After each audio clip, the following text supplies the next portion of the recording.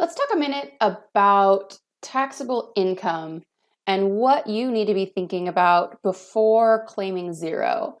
Most self-employed people put a pretty great amount of effort into lowering their taxable income.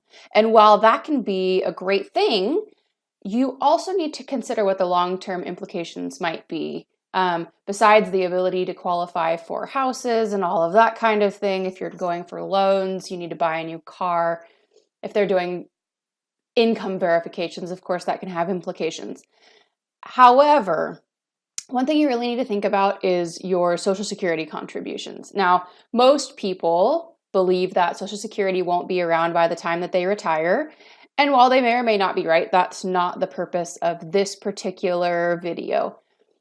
As a self-employed person, unless you have a specific disability backup insurance or some sort of a plan, you are likely relying on your Social Security for disability should something happen. When you are claiming zero income or no taxable income as a self-employed person, what's happening is you're not paying into your Social Security bucket.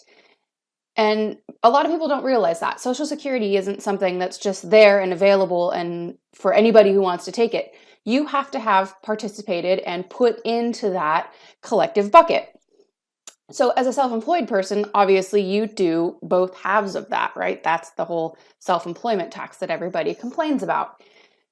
If you have not participated in paying your Social Security, then you don't have a Social Security benefit.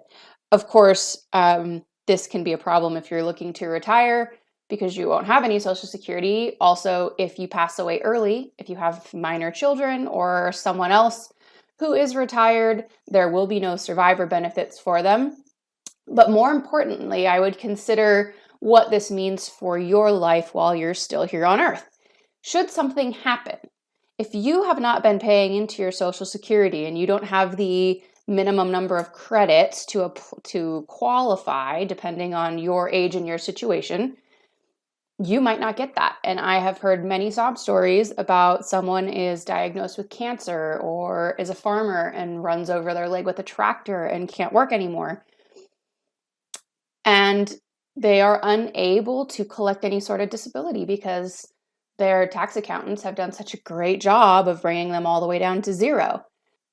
So if you're curious to find out if you have any Social Security and or where you are in that credits process, if you have enough credits built up, you can come here straight to the Social Security Administration's website, ssa.gov.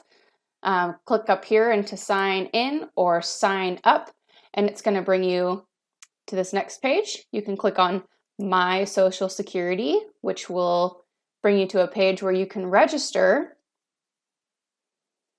And at this point, you'll need to probably create your own account. If you have one already, awesome, go ahead and sign in.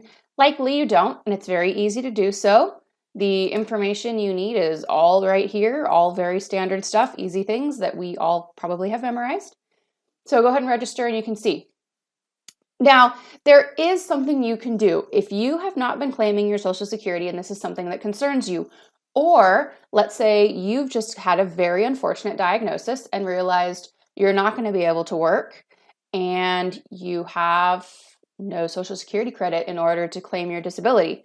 You are in that former situation and you say, hey, I just want to get ahead of this in case something happens. There is a box you can check on your tax return called the optional method. This is the box that says, hey, Social Security Administration, I know I'm not going to be sending you any money based on the amount of taxable income I'll be claiming. However, I do want to pay into my Social Security so that I have that disability benefit if and when I need it. And you check that box, and there is a system you go through that'll calculate how much you should send in, and you can send a check to them along with appropriate paperwork. Now, if you're in the latter version of that scenario, and you've got some unfortunate news and are realizing, oh shoot, I might need to take out my disability benefit from my Social Security, and you don't have enough credits, you may also be able to amend your prior year's returns and do that same thing, where you check that box on the amendment, send in your Social Security payment, Of course, this does take a couple months because the system is going to have to catch up and it is an amendment. So you do want to get on that. But those are two options you can consider and talk with your tax accountant about if you think that's something that's going to be relevant for you and or you want to get ahead of this.